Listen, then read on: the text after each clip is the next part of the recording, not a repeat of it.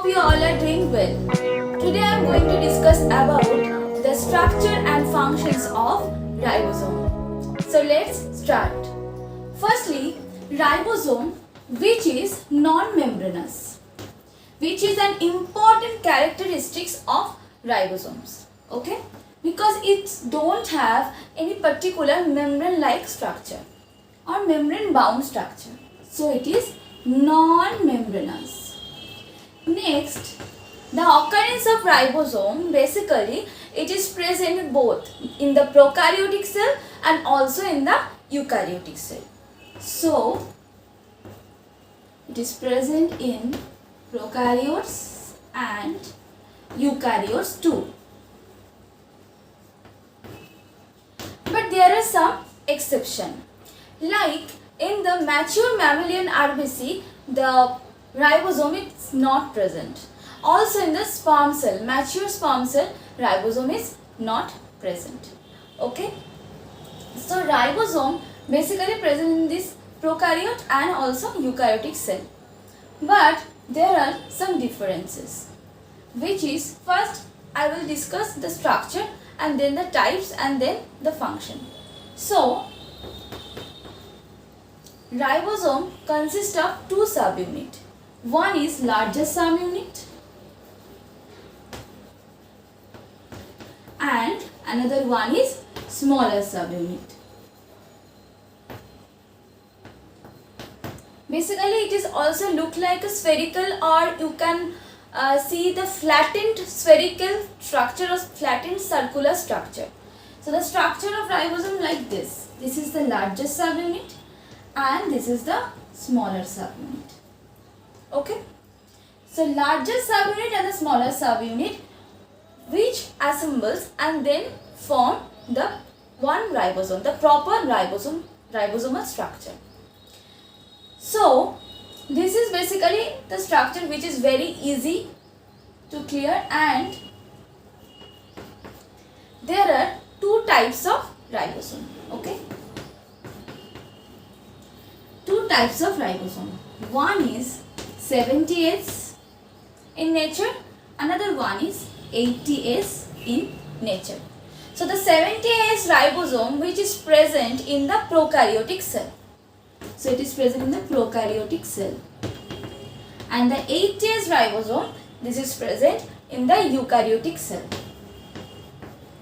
So there are two types of ribosome. Okay. In the prokaryotic cell, the ribosome which remains free, because the ribosome in the eukaryotic cell, which is bounded to the endoplasmic reticulum and the nucleus. That is why the ribosome present in the eukaryotic cell is known as bound ribosome. Okay, which is bound ribosome. And the ribosome which is present in the prokaryotes, because prokaryotes don't have any particular don't have any endoplasmic reticulum and don't have proper membrane bound nucleus, right? That is why the ribosome which is present in the prokaryotes is dispersed around the cytoplasm, just like this. This is the prokaryotic cell and the ribosome is spreaded all over the cytoplasm. That is why the ribosome in the prokaryote is free ribosome.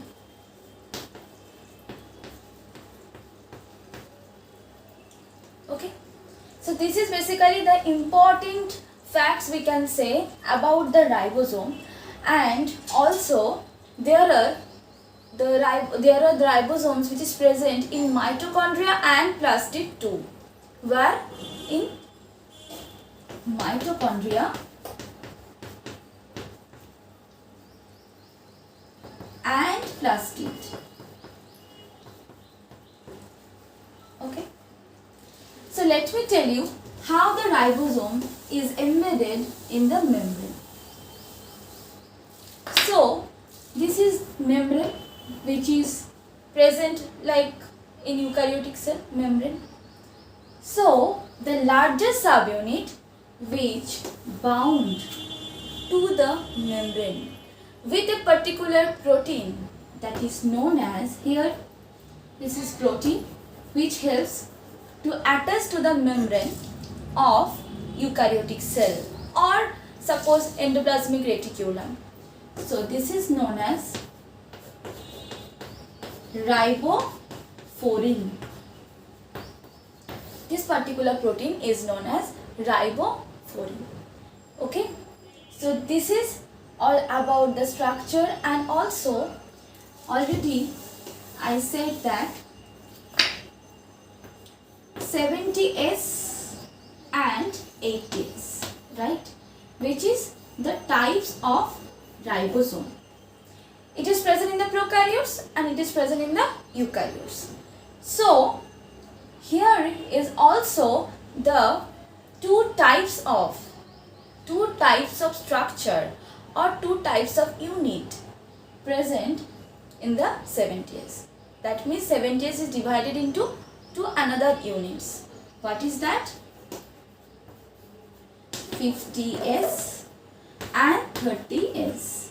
As same as 80 is divided into two subunits. One is 60S, another one is 40S.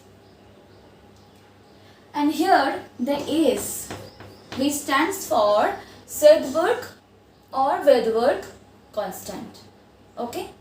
The S, which basically the sedimentation coefficient in a particular structure or in the ribosome. When the sedimentation occurs in a test tube during the experiment about the structure of the ribosome, then the rate of the sedimentation, which is in case of prokaryotes at 70 and in eukaryotes at 80. And if the precipitation occur at the subunit basis or the precipitation occur at individual subunit, then in case of prokaryotes the largest subunit would precipitate at or would settle at 50 and the smaller subunit would settle at 30. But when the subunit is get assembled and it will make 70S, right? So the sedimentation rate of the overall ribosome, which is at or the settled or which would settle at 70. So this is basically the sedimentation coefficient, or we can say the Sedgwick unit or Sedgwick constant. Okay. So this is the basically the structure and also the basic types of ribosome. So now, which is the function here I am telling you. The function is one and only, we can say, that is protein synthesis, which is the main elementary function of ribosome. Without ribosome, the protein cannot be synthesized. Either it is happening in prokaryotes or eukaryotes. Okay. So protein synthesis is the main function which is performed by the ribosome. And the protein synthesis which is present, the protein synthesis which is happening in the prokaryotes, there suppose this is mRNA and the ribosomes is present one after another, then it is known as polysome. Okay, so it is known as polysome.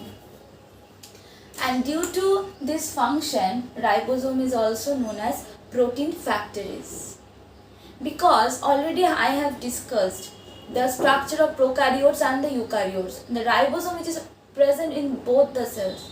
So without ribosome, any protein synthesis cannot be happen, because ribosome helps to bind, or we can say to starting of the translation process, that is the main process, or that is the one process for protein synthesizing. So this is the basic idea of ribosome and its structure and its function, etc. Hope you all like it, and definitely let me know in the comment section what is your need or what is your desire to know about the concept of biology or many more. Okay, so till then, take care of yourself and bye bye.